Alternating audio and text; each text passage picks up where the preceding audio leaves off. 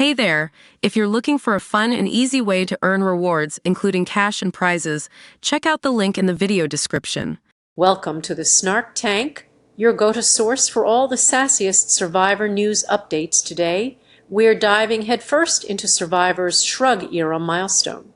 Stay tuned for the inside scoop on all things Survivor, served with a side of snark. What does it take to win Survivor?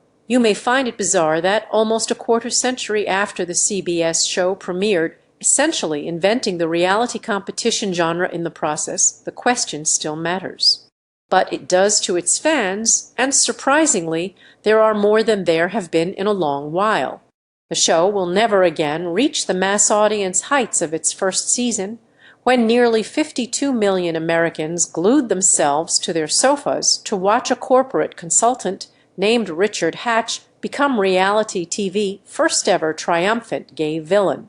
But today, hits are measured differently, and Survivor by any metric remains a big one.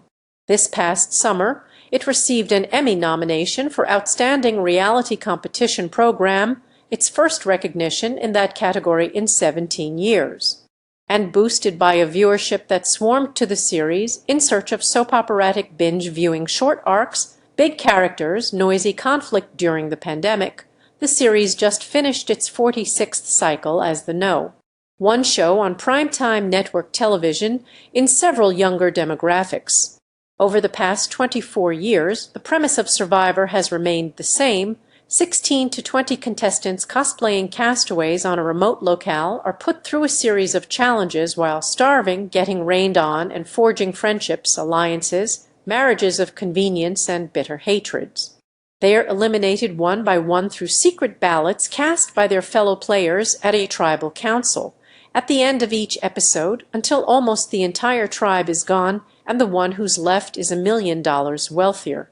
What has changed is the audience. The show now attracts a new generation of fans preoccupied with the question of who obtains things fairly and who doesn't, whether that manifests in Nepo baby discourse or in declaring in every election cycle that corporatism, the media, and the two-party system all reward the wicked.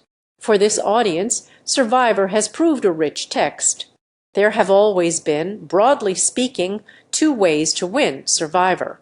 The first route to victory is to demonstrate an exceptional skill, to be the most popular, the most manipulative, the most athletic, the most strategic, the most adept at managing relationships. These are the winners who make for an exciting narrative arc.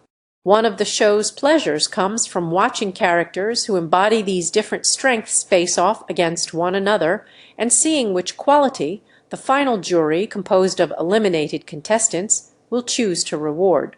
In one season, a player's pure charisma may trump another's carefully plotted chess-like strategy, as when an incredibly winning cattle rancher named J.T.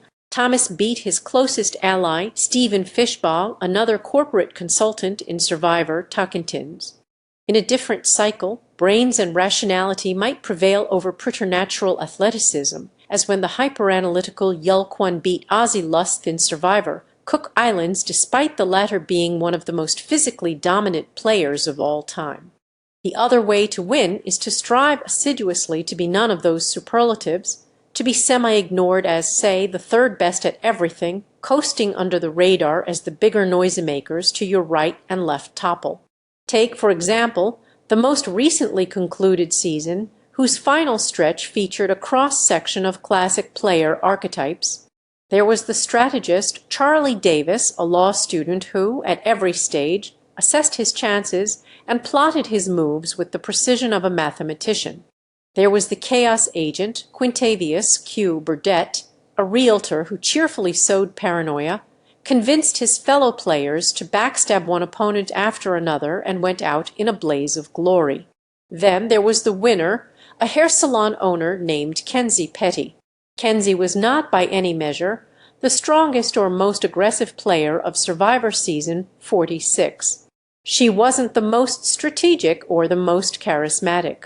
She was just a player who won by hanging on until she was the last leaf on the tree. Kenzie was far from the first contestant in Survivor history to earn her $1 million that way, and her victory, though unexciting, was not illegitimate. After all, the show is called Survivor Why?